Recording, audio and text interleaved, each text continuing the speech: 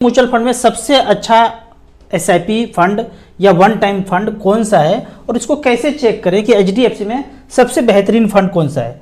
इसके लिए आपको StarSIP.in में जैसे आप जाते हैं तो यहाँ पे एसआईपी है, वन टाइम परफॉर्मेंस है। पहले हम एसआईपी का बात करते हैं। यहाँ पे हमने सेलेक्ट कर लिया एचडीएफसी, 44-45 कंपनी है, कुछ भी सेलेक्ट कर सकते हैं।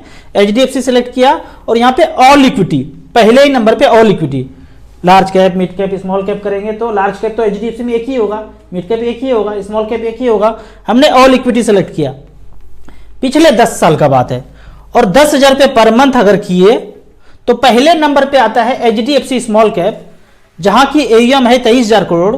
10,000 रुपये पर मंथ लगाया 2013 से लेके अब तक, तो आज वैल्यू है 34,15,000।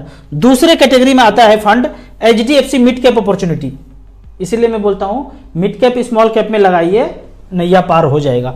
यहां पे पैसा बनाया है 10,000 रुपये पर मंथ के रेट से 31 लाख। एक ने दिया 20% का रिटर्न और एक ने दिया 18% का रिटर्न। जब इसको आप मोबाइल व्यू में देखेंगे, आप लैपटॉप पे खोलेंगे या मोबाइल को ऐसे हॉरिजॉन्टल रखेंगे तो उस तरह से दिखेगा, लेकिन जब वर्टिकल रखेंगे मोबाइल को तो आपको इस तरह से दिखेगा। पहला फंड आ गया एचडीएफसी स्मॉल कैप, 12 लाख का वैल्यू बनाया 34 लाख रुपया। दूसरा फंड है एचडीएफसी मिड कैप अपॉर्चुनिटी, 10,000 रुपये पर मंथ जमा किया, 10 साल में 12 लाख झोंक दिया, 31 लाख रुपए बना है। तीसरा फंड है एचडीएफसी फ्लेक्सी कैप, यहां पे 12 लाख रुपए इन्वेस्ट किया हुआ एसआईपी के थ्रू, 26 लाख बना 15% के रेट से। HDFC large and mid cap, तो इस तरह से करके यहां पे इसने 26 लाख बनाया। सबसे लास्ट में अगर फंड देखते हैं तो फंड का नाम देखते हैं HDFC tax saver ELSS fund, यहां पे 12 लाख का वैल्यू बनाया है, 23 लाख, पिछले 10 साल में 13.25% का रिटर्न दिया है। लार्ज कैप कैटेगरी में आप देखिए कम रिटर्न है। कम रिटर्न का मतलब भी दूसरा यही है मोटा मोटी कि उसने लार्ज कैप में पैसा लगाया, बुल्लू चिप में पैसा लगाया। और ज्यादा का रिटर्न का मतलब है कि उसने मिड कैप स्मॉल कैप में फंड मैनेजर ने पैसा झोंका है। ये तो हो गया एसआईपी का बात। अब करते हैं वन टाइम का बात। वन टाइम में भी वैसे चेक करेंगे, पहले आपको लैपटॉप में सर्च करना है, मोबाइल पे आपको ये सिलेक्शन नहीं आएगा, आपको डेस्कटॉप में मोबाइल को हॉरिजॉन्टल करेंगे तो आपको ये सिलेक्शन आएगा। पहले आप सेलेक्ट कर लेंगे एचडीएफसी। एचडीएफसी सेलेक्ट करने के बाद all equity, last 10 years 10 lakh रुपया लगाया है। सबमिट करने के बाद सिर्फ एचडीएफसी का फंड यहां पे आ जाएगा। तो यहां देखते हैं पहला फंड आ गया एचडीएफसी मिड कैप अपॉर्चुनिटी, यहां पे 10 लाख रुपया वन टाइम 1/11/2013 में लगाया, तो 10 साल के बाद उस 10 लाख का वैल्यू है 70 लाख रुपया। 10 साल में मिड कैप ने 7 गुना पैसा किया है। कोई प्लॉट फ्लैट लिए होंगे आप 10 साल पहले, क्या विवाद चल रहा है, कितना पैसा बढ़ा है, सोचिए मन में। एचडीएफसी मिड कैप ने 70 लाख बनाया है 21% के रेट से। दूसरा फंड है एचडीएफसी स्मॉल कैप, इसने कितना बनाया है, तो इसने बनाया है 63,77,000। जब इसको मोबाइल व्यू में देखेंगे तो आपको इस तरह से दिखेगा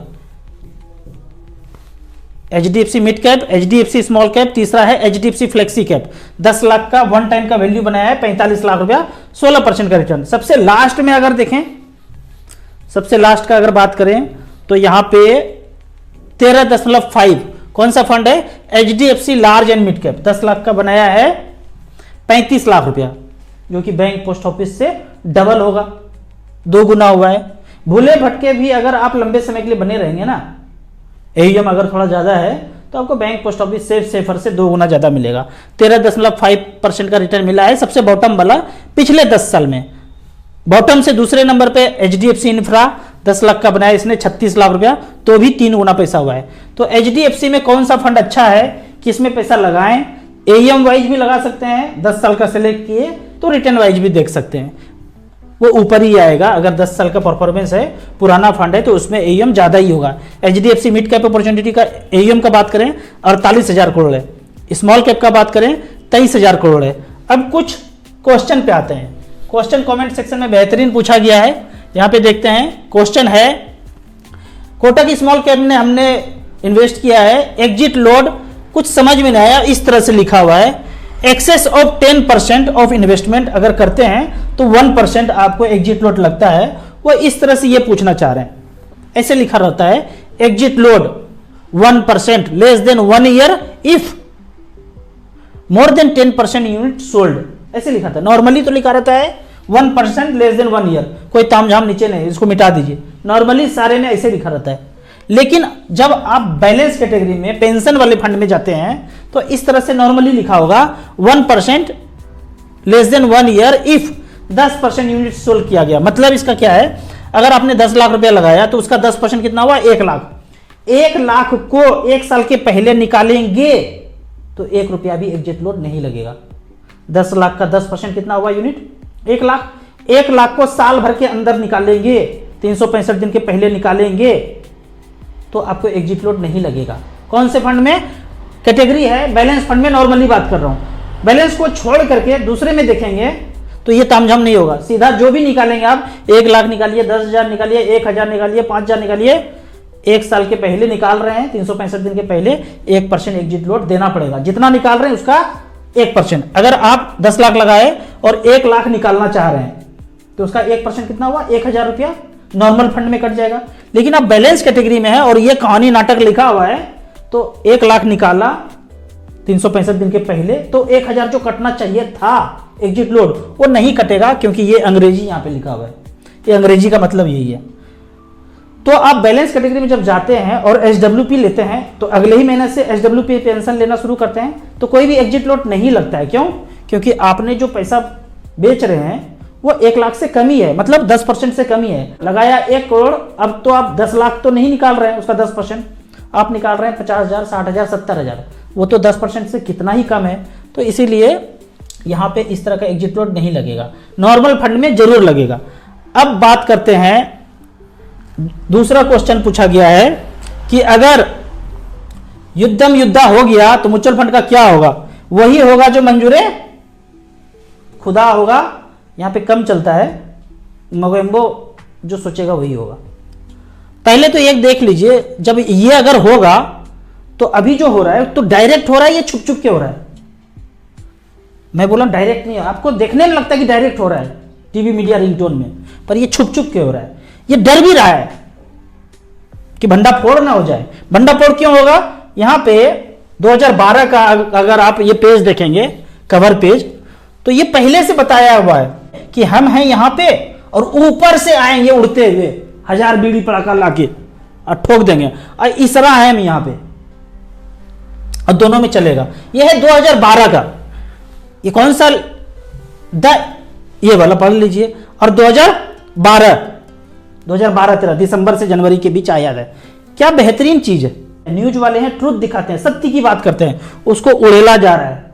कहां उड़ेला जा रहा है? वो मिस्टर इंडिया देखा होगा ना, खोलता हुआ तेजाब, उसमें डाला दिया, जैसे डाला वो भस्म हो गया। तो इस तरह से डाला जा रहा है, हो ही रहा है। अच्छे अच्छे पत्रकार को उठा के भेजा जा रहा है। तो इसमें बहुत कुछ दिया हुआ है, सर्च कीजिएगा इसको अगर, तो YouTube पे कुछ वीडियो मिलेगा, उसमें देखेंगे तो फ्यूचर दिखाई देगा। लेकिन ये धीरे धीरे धीरे भंडाफोड़ ऐसा हुआ कि मार्केट फिर से बढ़ना शुरू हो गया। तो भंडाफोड़ थोड़ा थोड़ा हो गया है लोगों में। जो अंध हैं, अंधभक्त हैं, उनको पता नहीं चलेगा, उनको तो सब कुछ लगेगा हरा हरा चल रहा है। सब कुछ हरा हरा नहीं भाई, पीछे से चल रहा है कुछ। तो अच्छे से देखेंगे तो पता चलेगा कि अचानक से कुछ नहीं हुआ है, धीरे धीरे करके सब कुछ एज पर प्लान हुआ है। एज पर प्लान ये सब कुछ, ये तेल पी रहा है कोई।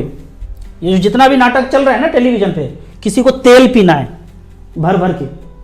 अगला आप शिफ्टिंग देखेंगे, ये सब जितना, ये तो रिहर्सल चल रहा है, ट्रेलर चल रहा है, सब कुछ ईरान पे चलने वाला है नाटक। जब उसको सब हो जाएगा फिर वर्ल्ड में हाहाकार मचेगा। तो देखते हैं हमारा आप कितना जागरूक होते हैं। बात वही आता है कि कितना गिरेगा, कितना गिरेगा हम पर और आप पर निर्भर करता है कि हम लोग कितना मूर्छा में सोए हुए हैं या कितना जागे हुए हैं। जाग जाएंगे तो सब बंद हो जाएगा नौटंकी। मूर्छा में सोए रहेंगे तो धीरे धीरे धीरे वो हवा हमारी तरफ भी आएगा। अभी थोड़ा बहुत हवा चल रहा था हमारी तरफ भी, ऊपर में, बगल में और ऊपर में, लेकिन जाग जाएंगे तो धीरे धीरे वो हवा बंद हो जाएगा। अगला क्वेश्चन की तरफ बढ़ते हैं। ज्यादा हम यहां पे नहीं बोल पाएंगे, अलग अलग चैनल है, उसको विजिट कीजिए। प्लीज बेस्ट SWP फंड बताएं। बेस्ट SWP फंड देखना है तो StarSIP.in में गए, यहाँ पे 6 नंबर पे StarSIP.in में SWP पेंशन लिखा हुआ है। जब इसमें जाएंगे तो कैटेगरी नंबर है 14 बैलेंस कैटेगरी में।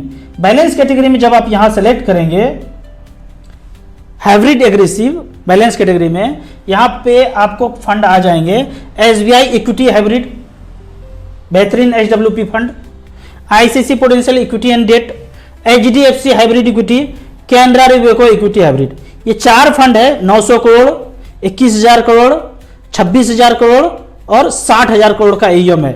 यहाँ पे 1 करोड़ रुपये किसी ने लगाया था पिछले 10 साल पहले और 60,000 रुपये पर मंथ HWP लिया, तो टोटल पेंशन लिया 78,60,000 और बैलेंस बचा हुआ है 3,70,00,000। ये फिगर समझ में नहीं आएगा, खोपड़ी के बाहर हो जाएगा, ब्लास्ट कर जाएगा खोपड़ी। ICC potential equity and debt 1 crore लगाया था, 60,000 रुपया लेना भी शुरू किया, 78,60,000 ले लिया, खा लिया, डकार भी गया और 4 करोड़ 48 लाख बचा हुआ भी है। दोनों को जोड़ते हैं तो 5 करोड़ 27 लाख होता है। इस तरह का रिटर्न मच फंड ने दिया है। अगला क्वेश्चन की तरफ बढ़ते हैं। इसके लिए इसको यहां टच करना पड़ेगा और ये मेल को टच करना पड़ेगा। यहां पूछते हैं, खान साहब अगर मार्केट में कोई क्रैश आ गया 50 लाख का 25 लाख होने में देर नहीं लगेगा, पर इसके लिए बहुत नाटक करना पड़ेगा भाई। 21 दिन के लिए तालाब बंद हुए थे ना, 2-3 महीना बंद होना पड़ेगा, मोबाइल रिंगटोन से डरना पड़ेगा, खतरनाक चीज होगा। और आप नहीं डरे, तुरंत से फिर जाग गए तो 25 लाख को फिर 60-70 लाख होने में भी टाइम नहीं लगेगा। एक बात जान लीजिए, गाय दूध देती नहीं है, दोना पड़ता है। मार्केट गिरता नहीं है, गिराया जाता है। हर बार, बारंबार, हमेशा। चालबाजी समझ लेंगे, हम समझते हैं तो हम डरते नहीं है, हम और बॉटम में थोड़ा बहुत खरीद लेते हैं। जैसे गिरा मोगेम्बो के साथ हम भी खरीद लिए। एक बात सोचिए, जो भयानक चल रहा होगा, जब गिर रहा होगा तो खरीद कौन रहा होगा? एक सोचना है खोपड़ी से। चलो मार्केट गिर रहा है, गिर रहा है, गिर रहा है, कोई तो बेचेगा, कोई तो खरीदेगा। आप डर के बेच रहे हैं, हम बेच रहे हैं, खरीद कौन रहा है? वो कौन माई का लाल है जो म्यूचुअल फंड को और शेयर को खरीद रहा है? कोई तो खरीदने वाला होगा। ऐसे शेयर का एग्जीक्यूशन तो होगा नहीं। प्लॉट बेचने वाला है कोई, बिकेगा तब कोई खरीदने वाला होगा।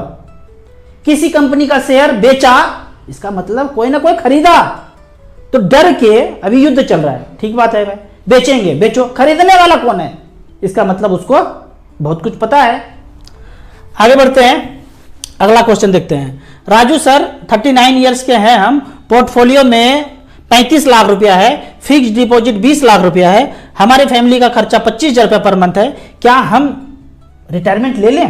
क्या फाइनेंशियल फ्रीडम पा लिए हैं, रिटायरमेंट ले लें? 35 लाख रुपया म्यूचुअल फंड में है, 20 लाख रुपया FD में है, मात्र 25,000 रुपया खर्चा है, तो आप कहते हैं कि रिटायरमेंट ले लें। इसका मतलब दूसरा है, आप रिटायरमेंट लेना चाहते हैं क्योंकि आपको उस काम करने में मजा नहीं आता है। मैं कभी नहीं बोलता हूं कि मैं रिटायरमेंट ले लूं अपने काम से, मुझे ये काम करने में मजा आता है, खेल लगता है। आमिर खान पिक्चर बनाते हैं ना, वो ये नहीं बोलते कि मैं रिटायरमेंट ले लूंगा, उनको मजा आता है। साल 2 साल में एक बार पिक्चर बनाते हैं। कभी सुना उनके मुझसे मैं रिटायरमेंट लूंगा? नहीं बोला। आप जो काम में घुसे हुए हैं ना, सुबह जब 10 बजे जाते हैं ऑफिस, गाली देके जाते हैं और ऑफिस से आप वापस आते हैं तो थोड़ा सा रिलैक्स करते हैं, बिल्कुल मजा नहीं आ रहा है। आपको इतना अगर पैसा है तो बिल्कुल रिटायरमेंट ले लेना चाहिए, लेकिन आपको वो काम पहले ढूंढ लेना है जो काम करने में आपको मजा आता है। जब वो काम करेंगे थोड़ा बहुत तो अर्निंग होगा ना। बैठ के कितना दिन जी पाएंगे? बैठ के नहीं जी पाएंगे, 4-5 साल में ऊपर चले जाएंगे अगर बैठे बैठे रहेंगे तो आपको रिटायरमेंट अपने काम से ले लेना है और उन काम को ढूंढना है जिसको करने में आपको मजा आता है, तो थोड़ा थोड़ा अर्निंग होते रहेगा। जितना जल्दी हो सके उस काम को ढूंढ लीजिए और यहां से रिटायरमेंट लेके आपका घर का खर्चा चल जाएगा। अच्छे स्थिति में है तभी आप कड़ा डिसीजन ले सकते हैं, बुरा स्थिति रहेगा तो आप कड़ा डिसीजन नहीं ले पाएंगे। ये कड़ा डिसीजन है कि आप जॉब को छोड़ेंगे और कुछ दूसरा करेंगे। वो दूसरा आप थोड़ा थोड़ा कर लीजिए, अभी रिटायरमेंट मत लीजिए। 1 साल 2 साल उन कामों को कीजिए जो आपको काम करने में मजा आता है। आप कहेंगे मुझे पता ही नहीं मुझे क्या करने में मजा आता है, तो उसको ढूंढिए, क्या करने में अच्छा लगता है, कौन सा काम करने में अच्छा लगता है कि वो करूंगा तो कभी रिटायरमेंट नहीं लेना पड़ेगा। उसको ढूंढने के बाद जब मिल जाए तब रिटायरमेंट लीजिए। आप कहेंगे कि नहीं फिर भी हमें रिटायरमेंट लेना है, तो ये अभी आपका स्थिति नहीं है कि आप रिटायरमेंट लें और कुछ ना करें। इससे डबल होने दीजिए, 5 साल और अपने आप को झोंकिए, डबल होने दीजिए, फिर वो स्थिति आएगा कि रिटायरमेंट लेके घर पे सिर्फ चेयर पे बैठना है। वैसे वाला होने के लिए आपको 5 साल और अपने आप को झोंकना पड़ेगा।